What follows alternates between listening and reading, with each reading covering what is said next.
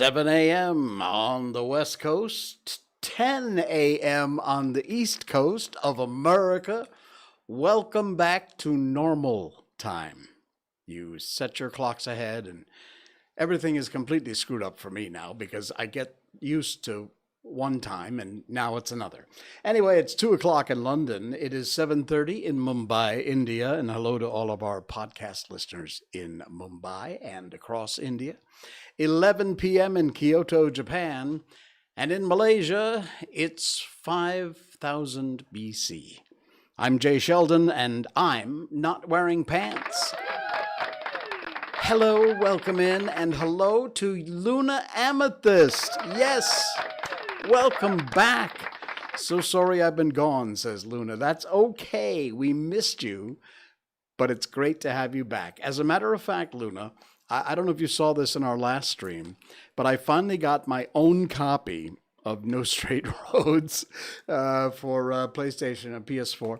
And also I don't have it in the studio with me, but I showed it in our last stream, a great keychain that was made for us by a fan in Japan, and a brilliant artist.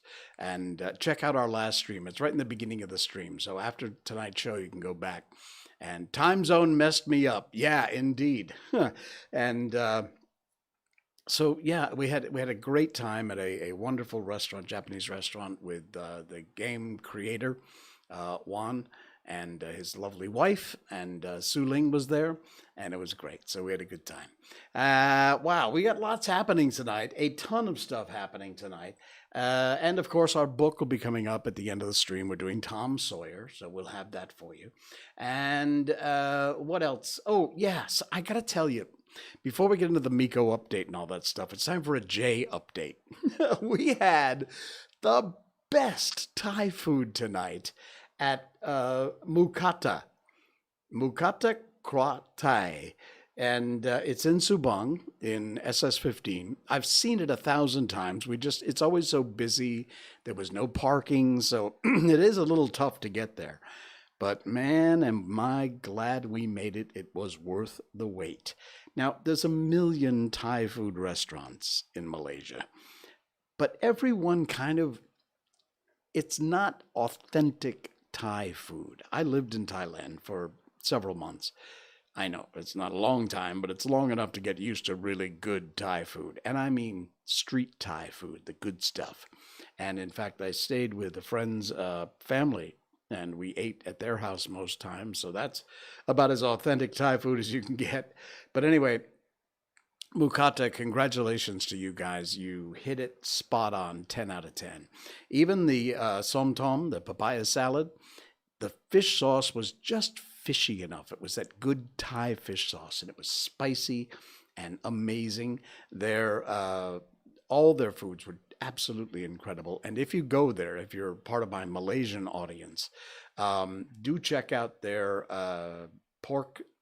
barbecue pork skewers. I don't have a picture of it, but this is the pork basil combination. And again, even the rice, something as simple as rice, but this is actually Thai rice, and there is a difference. It was great. Totally authentic. Highly recommend it.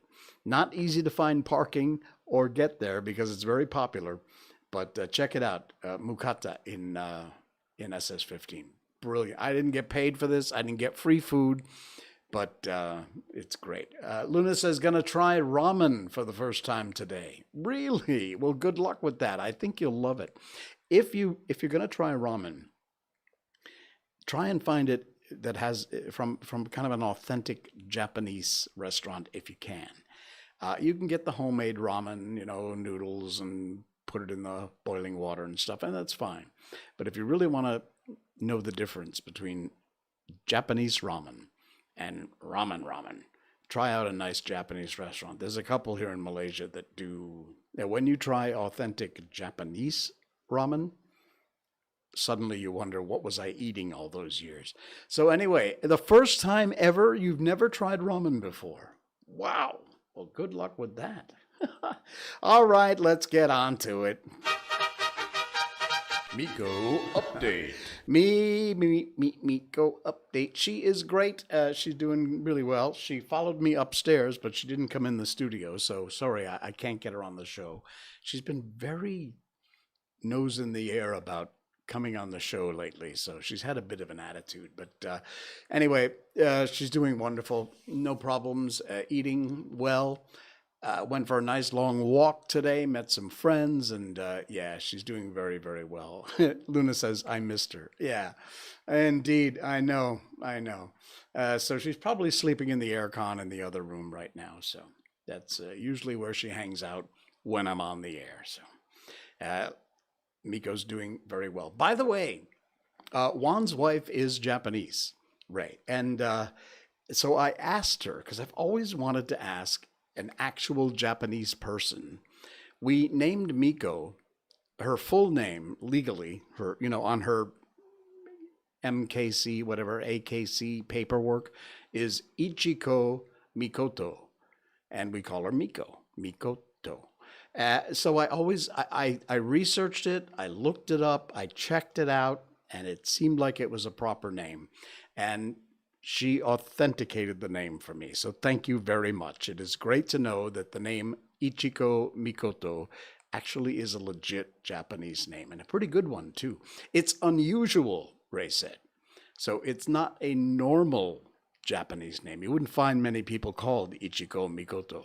However, it is a proper Japanese name. So good news. I was not wasting my time, you see? All right. Before we get into everything, including gorillas and chopsticks, which we are going to talk about tonight, trust me, some of the stories we got tonight, you won't believe it. But a friend of mine shared this, and I saw it last minute before I was about to go on. So there's no link in the show notes for this, but it's very cool. Why do couples fight?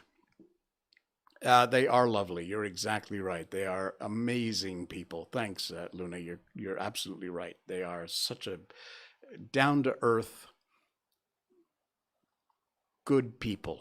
You know what I mean? You know when you meet somebody, you just know they're good people. Well, both Juan and his wife are exactly that. They are good people.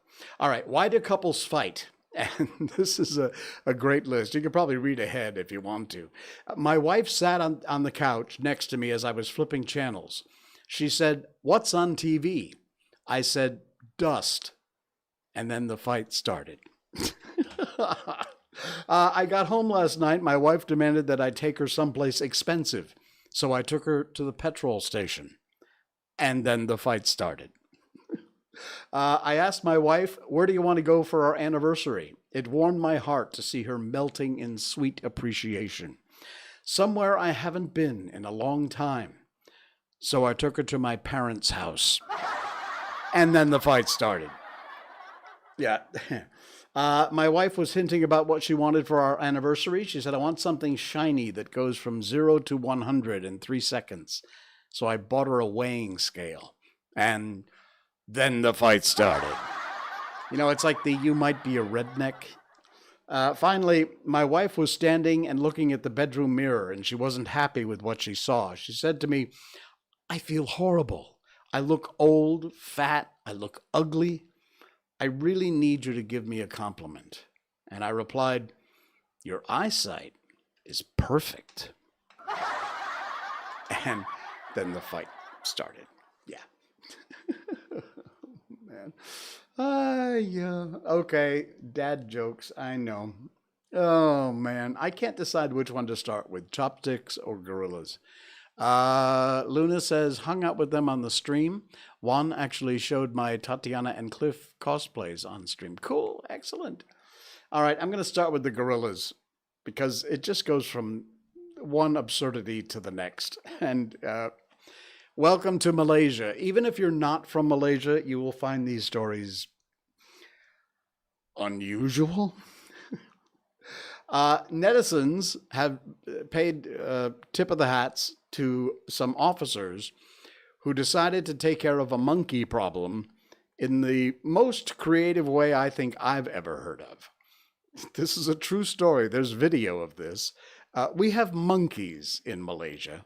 Now, I love monkeys. And to me, I've said this before, I'll say it again. Living in a country where monkeys are natural and common and you see them all the time, it's so cool to me. It's one thing I haven't yet gotten used to.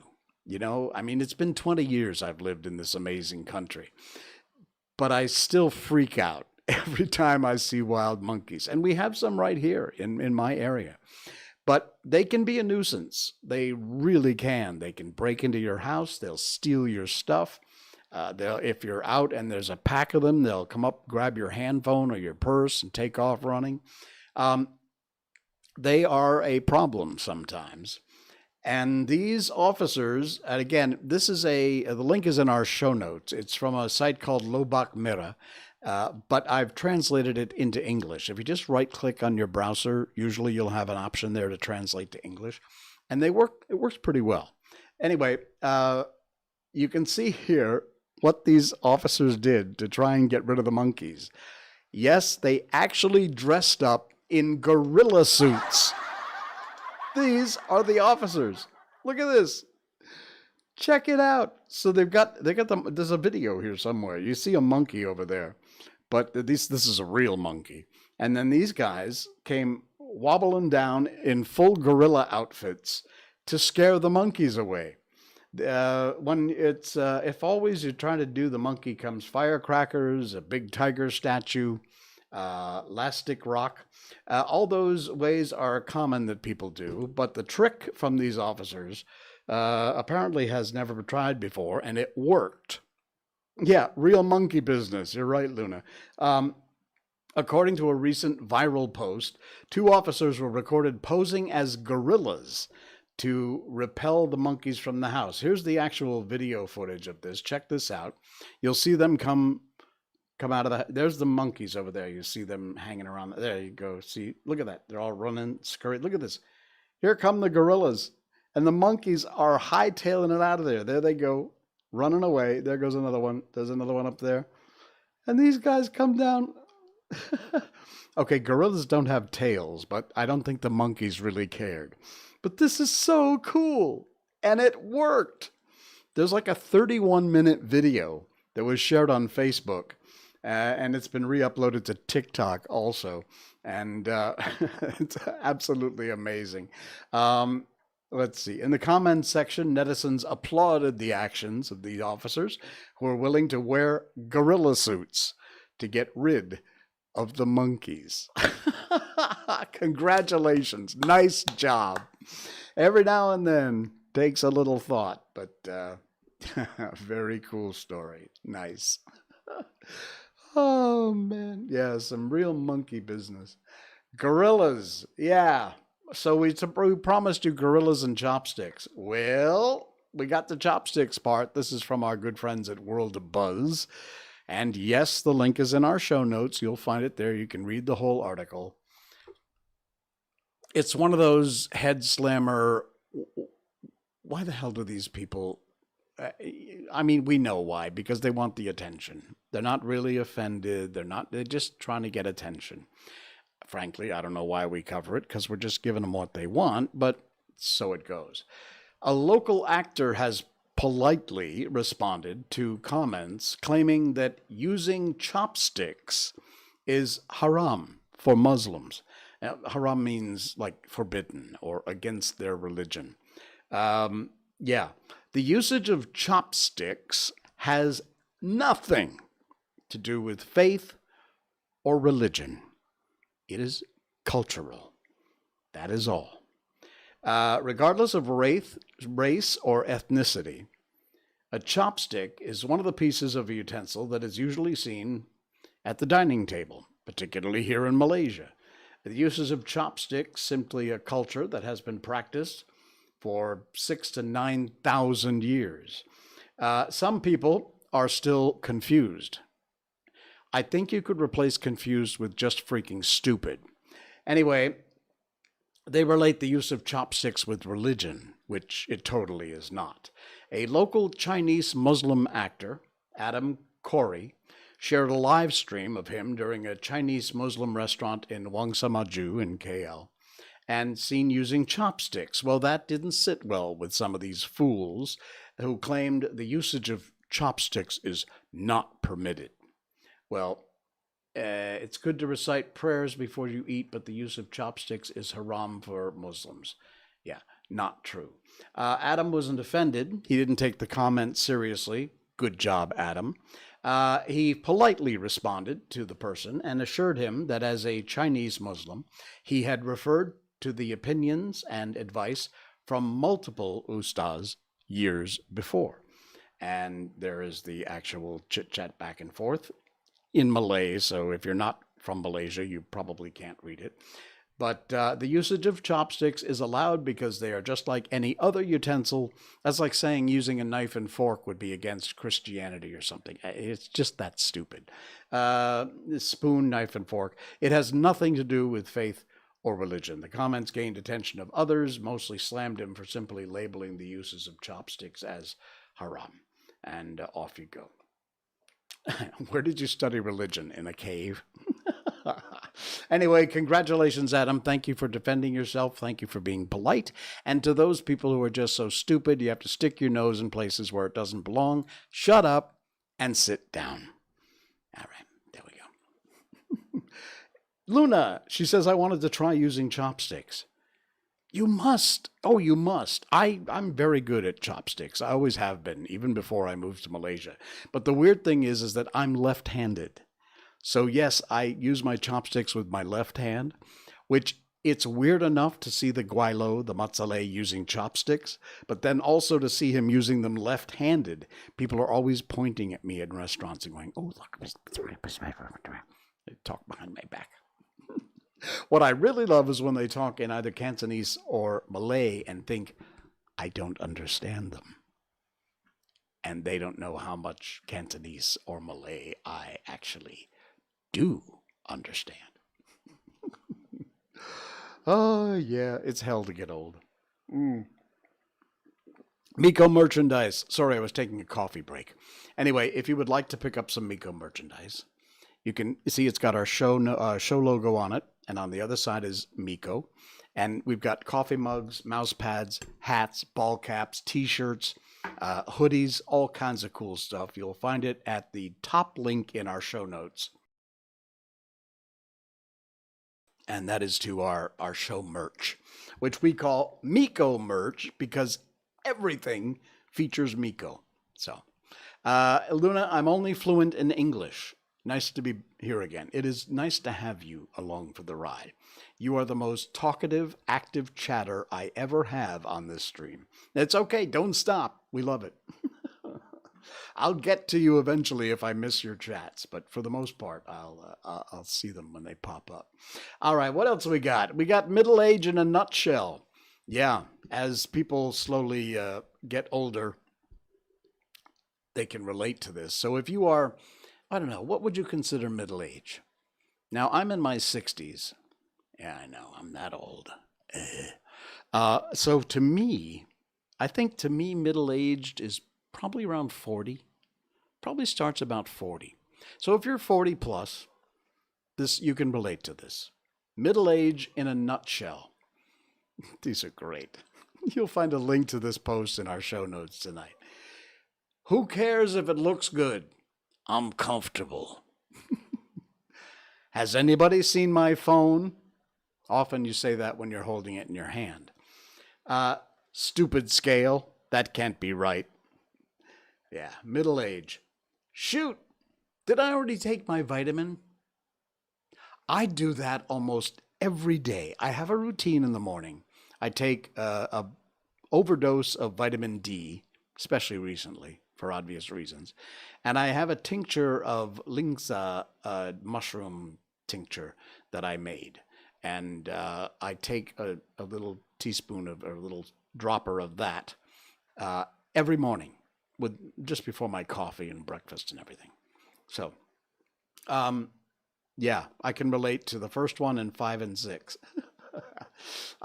Anyway, almost every day, it's my age. I know it is. I have to stop and think, did I take my vitamins today? I seriously, I have to try and remember. One day bleeds into the next. Let's see. Number 5. I wonder how I got this bruise. That's a big one. Let's see. $5 for a box of cereal. They raised the price and shrunk the box. Such a racket. Software update again. I don't like updates. We just went through that with Windows 11, right? So far, by the way, Windows 11's been pretty okay. I haven't had any issues, really. Let's see. Who in the world is calling me at 9:30 at night? That's a big one. Sorry, I forgot what I was going to say. I'm not so sure that's a middle-aged thing. I think that starts to eke in about 60. Wait. I forgot what I was going to say. No. What did I come in here for?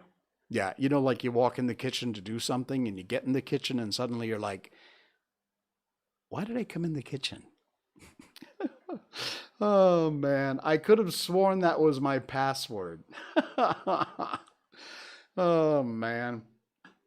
Yeah, I did the same thing. I actually have all my passwords saved in a secure folder. But I do that all the time because no doubt I'm on so many sites, so many passwords. I don't use one password for the same site anywhere. I have all different passwords. And yeah, that's an issue when you get to be my age. Oh, man. All right. What else have we got tonight? We got tons of weird stuff tonight. It's almost another one of those totally weird shows, except Chopsticks and Gorillas really did seem like the headline. You almost got conned out of $200? Ouch. That's 200 USD, by the way, which here would be like 1,000 ringgit. Well, not really, but almost 800 and something ringgit. It's over 4-1 as far as I know. Anyway, I'm glad it almost. Oh, crypto. Yeah. Don't believe all you read about crypto. All right, chili sauce. We love our folks at chilisauce.my. You'll find a link to this in our show notes tonight. And they do some cool work over there at Chili Sauce. A hat tip to you guys. Who has more power in their own nation? The Queen of England or the Agong of Malaysia? Now, for those of you who are not from Malaysia, Agong basically means the king. And in fact, this is the king. This is a picture of our current king. The king rotates every, I forget how many years. Is it 4 or 7? Something like that, 5 years.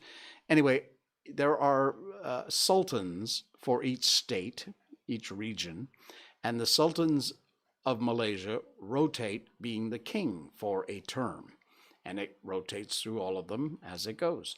Anyway, Chili Sauce did this rather cool article about who has more power over their own country, the Agong or the Queen of England.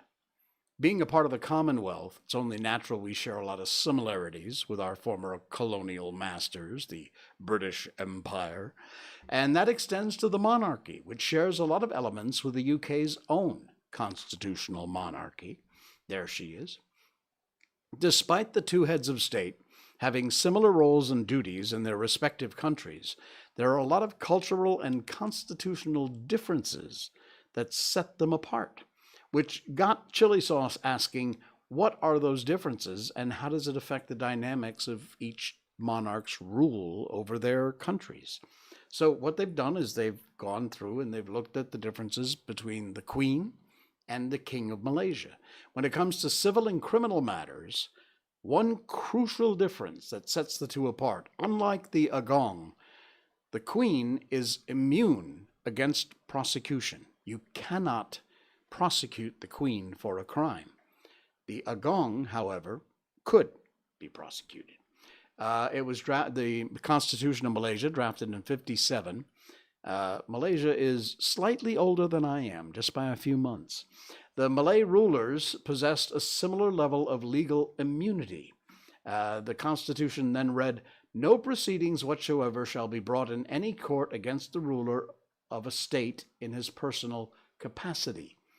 But following the Gomez incident, they amended the Constitution in 1993 here in Malaysia, and a special court was created to hear, special civil or criminal matters relating to the Malay rulers.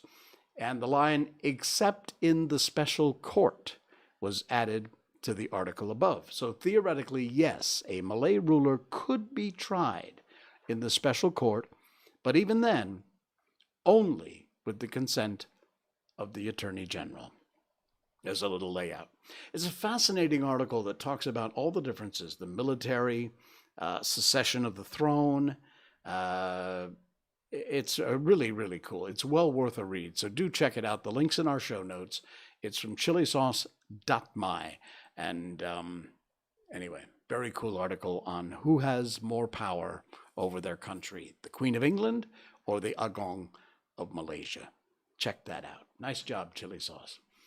All right, I got one more to go here, and believe me, you don't want to miss this one.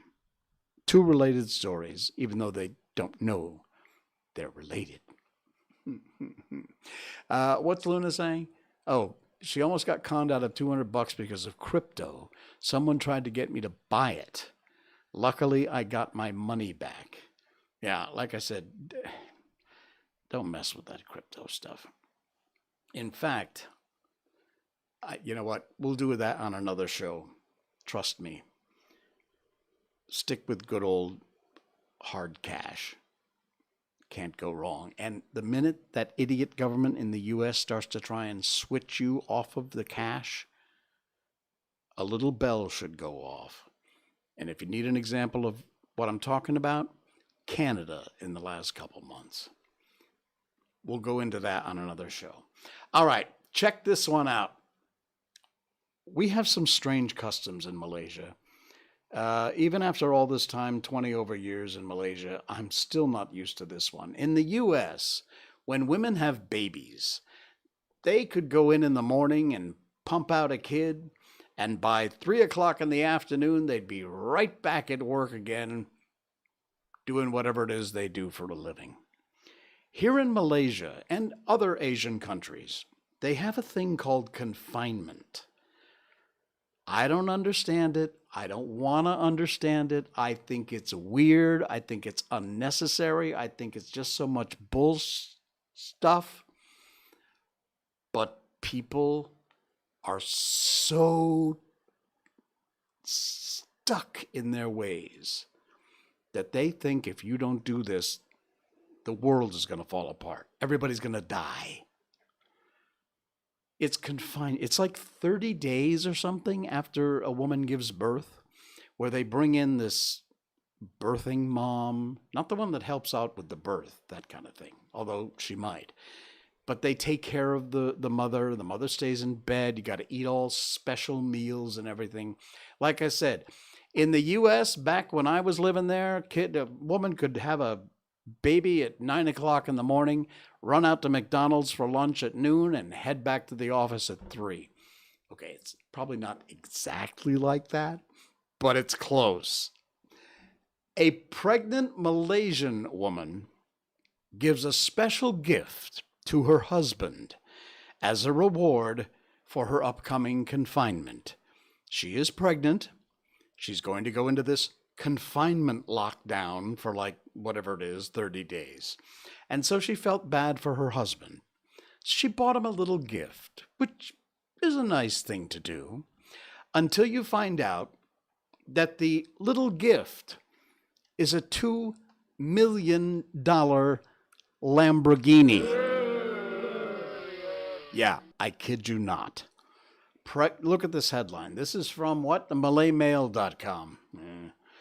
Pregnant Malaysian wife gifts her husband a 2 million ringgit Lamborghini as a reward for her upcoming confinement. And there she is, and there he is, blindfolded with a mask. And there's his new $2 million baby blue Lambo. She's a cosmetics entrepreneur, and believe me, I'm in the wrong business. I should be selling cosmetics. There are like 500 cosmetic entrepreneurs in this bloody country. And they're billionaires. Do we wear that much makeup? Anyway, she bought her husband a lavish sports car in exchange for his attention and assistance when their baby is born. She posted it on TikTok. Most expectant moms tend to have an exhaustive list of items and chores to be completed before the little one arrives. But one Kelantanese woman took things to the next level, splurging on a 2 million ringgit Lamborghini as a gift for her husband. Mom-to-be Anez Ayuni Osman, 19 years old, and can afford a 2 million ringgit Lamborghini. It gets better. Just stay with me. She surprised her husband at a local car dealership in KL on Friday, where she presented him with a Huracan Evo model in turquoise. She documented it on TikTok. The thing is, in the TikTok video, and I don't know if the video's actually in this story, there's a link to it. I don't want to go to TikTok because I don't trust TikTok. But anyway, she drove up to the dealership in her own yellow Lamborghini. I think that's what the car was she got out of. I'm almost sure of it. So the video shows, in fact, there, you can see the little edge of it. Let me get my mouse back. There you go. You see right there behind the guy? This is another Lambo that she was driving when she brought her blindfolded husband to the dealership to give him his present of another 2 million ringgit Lamborghini. Yeah. All right. Now, not to be outdone, and strangely enough in my timeline, right below this story was this story. Malaysian journalist shares why we are going bankrupt from buying cars. I kid you not. What a great piece of, it's not serendipity, I don't know, it's just weird. The thing about this woman who buys her husband a 2 million ringgit Lambo, followed by this from World of Buzz, links in the show notes. Taking to Twitter, this guy shares reasons behind why Malaysians are going bankrupt on automobile debt, stating that when it comes to cars, we tend to overspend. You think? Sharing his opinion from the perspective of a motoring journalist, he writes, "One of the things I noticed most about Malaysians is that with our cars, we overspend." Take this example. If your salary is 2,000 ringgit, you'll spend 603 ringgit a month with 10% down payment. That's 30% of your salary. As a motoring journalist, one of the things I notice, okay, here's the actual post, and that is why most Malaysians will go bankrupt on an automobile debt. Incredible. The tweet, which is aimed at car salespeople who are advertising her car aimed at those with an income of 1,900 to 2,000 a month, he said that because of this, Malaysians risk bankruptcy. In his thread, he advised Malaysians to strive not to spend more than 10% of your salary on a car. This quote from the article, "A friend of mine could have easily afforded a Mercedes-Benz based on credit and income, but bought an X70 instead." You know what's really cool is the X70 and the X50. They're very cool local cars. Anyway, read the article, especially if you're in Malaysia, but no matter where you are, those percentages apply to you if you're in the U.S., wherever you might be, on how much you should spend on your car. I know we all want to have a Lamborghini, but very few people can afford a Lamborghini. And even if you think you can, you likely can't. You really ought to think about that, because what happens is a lot of people wind up just like this, bankrupt, all for the sake of driving a flashy car. It ain't worth it, folks. It really ain't worth it. All right, what else? Why am I so shifted tonight? I don't know how I get over here. Okay, what else have we got? Oh, man, I think we need to get onto our car. Oh, by the way, blueberries. Yeah, obviously you people are smart enough not to follow the bots who constantly post in my live stream. I don't have mods, so we just have to live with it. But I know my audience is smart enough to ignore them. So there you go. All right, we're going to move on and over to Tom Sawyer. That's the classic book we have been reading for the last several streams because it's a very long book. In fact, I think we're at chapter 28 tonight. And it was originally written back in 1876 by the amazing Mark Twain. It's been quite an adventure. All of our books come from the good folks at the Gutenberg Project. That's Gutenberg.org. You will also find that link in our show notes. And you can check it out. It's free, and they're all public domain books, including this one we've been reading on our stream, The Adventures of Tom Sawyer. One word of advice, warning, whatever it is. Some of the words, because this was written in 1876, while appropriate at the time, are today considered vulgar and not appropriate. We are, however, reading exactly what is written on the page the way Mark Twain wrote it in 1876. That includes some offensive words, including, in fact, the N-word is used in this book. If that sort of thing offends you, you might just want to move on for the next 15 minutes or so and find something else to do. But we're reading the book the way it was written. All right. So, having said that, let us pop up the book and begin chapter 28 in the Adventures of Tom Sawyer. Excuse me. That night, Tom and Huck were ready for their adventure. They hung about the neighborhood of the tavern until after 9, one watching the alley at a distance and the other the tavern door. Nobody entered the alley or left it. Nobody resembling the Spaniard entered or left the tavern door. The night promised to be a fair one. So Tom went home with the understanding that if a considerable degree of darkness came on, Huck was to come and meow, whereupon he would slip out and try the keys.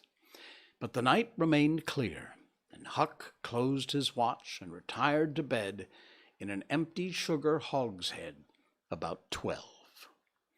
Tuesday, the boys had the same ill luck. Also Wednesday, but Thursday night promised better. Tom slipped out in good season with his aunt's old tin lantern and a large towel to blindfold it with. He'd hid the lantern in Huck's sugar hogshead, and the watch began. An hour before midnight, the tavern closed up, and its lights, the only ones thereabouts, were put out. No Spaniard been seen. Nobody had entered or left the alley. Everything was auspicious.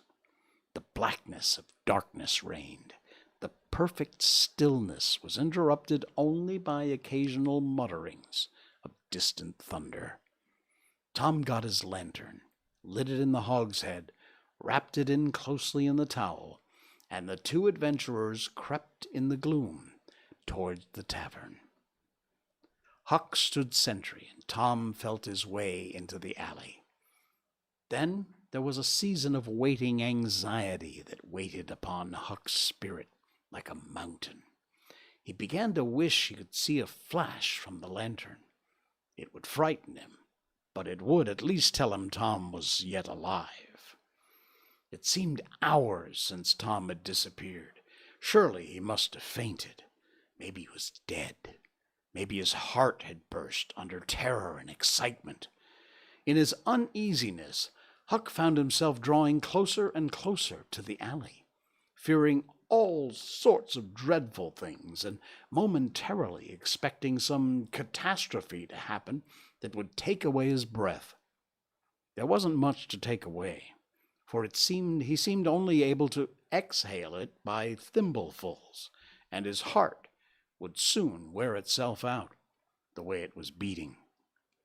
Suddenly, there was a flash of light, and Tom came tearing by him.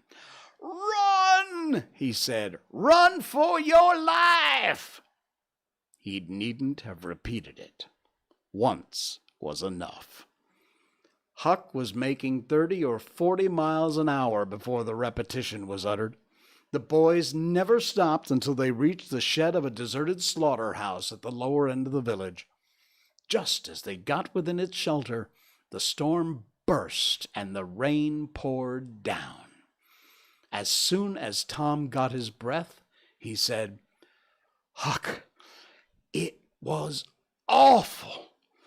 I tried 2 of the keys just as soft as I could, but they seemed to make such a power of racket I couldn't hardly get my breath. I was so scared. They wouldn't turn in the lock either. Well, without noticing what I was doing, I took hold of the knob and open comes the door. It weren't locked. I hopped in, shook off the towel, and great Caesar's ghost!" What'd you see, Tom?" "Huck, I almost stepped onto Injun Joe's hand." "No." "Yes, he was lying there, sound asleep on the floor, with his old eye patch on his eye and his arms spread out." "Lordy, what'd you do? Did you wake him up?" "No, never budged. Drunk, I reckon. I just grabbed that towel and started." "I'd never have thought of the towel, I bet." "Well, I would. My aunt would make a mighty sick if I lost it." "Say, Tom, did you see the box?" "Huck, I didn't wait to look around. I didn't see the box. I didn't see the cross. I didn't see nothing but 2 barrels and lots more bottles in the room. Don't you see now? What's the matter with that haunted room?" "How?" "Why, it's haunted with whiskey. Maybe all temperance taverns have got a haunted room, hey, Huck?" "Well, I reckon maybe that's so. Who'd have thought such a thing? But say, Tom, now's a mighty good time to get that box if Injun Joe's drunk." "It is that. You try it." Huck shuddered. "Well, no, I reckon not." "And I reckon not, Huck. Only 1 bottle alongside Injun Joe ain't enough.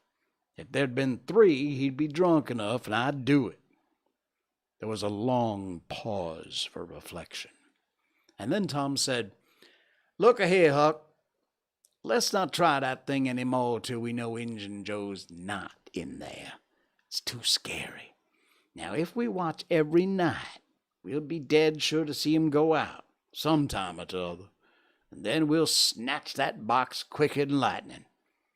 "Well, I'm agreed. I'll watch the whole night long, and I'll do it every night, too, if you'll do the other part of the job." "All right, I will. All you got to do is trot up Hopper Street, a block and meow. And if I'm asleep, you throw some gravel at the window, and that'll fetch me." "Agreed. Good as wheat. Now, Huck, the storm's over, and I'll go home. It'll begin at daylight in a couple of hours. You go back and watch that long, will you?" "I said I would, Tom, and I will. I'll haunt that tavern every night for a year. I'll sleep all day, and I'll stand watch all night." "That's right. Now, where you going to sleep?" "In Ben Rogers' hayloft. He lets me. So does his pap's nigger man, Uncle Jake. I tote water for Uncle Jake whenever he wants me to, and any time I ask him, he gives me a little something to eat if he can spare it. That's a mighty good nigger, Tom. He likes me because I don't ever act as if I was above him.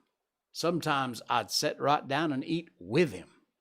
But you needn't tell that. A body's got to do things when he's awful hungry, and he wouldn't want to do as a steady thing. Well, if I don't want you in the daytime, I'll let you sleep. I won't come bothering around. Anytime you see something's up in the night, just skip right around and meow."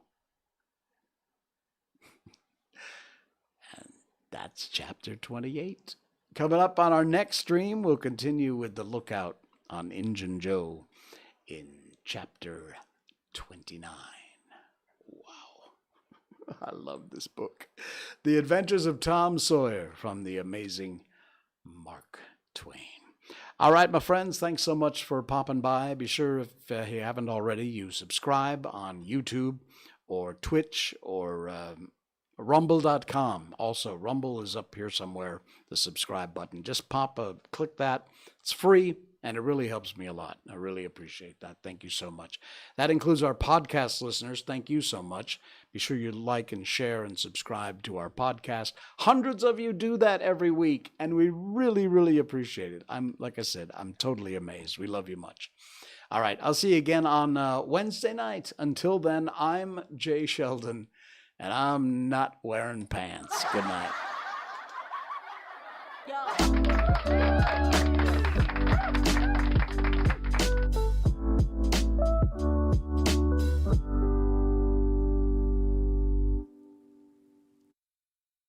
Snort.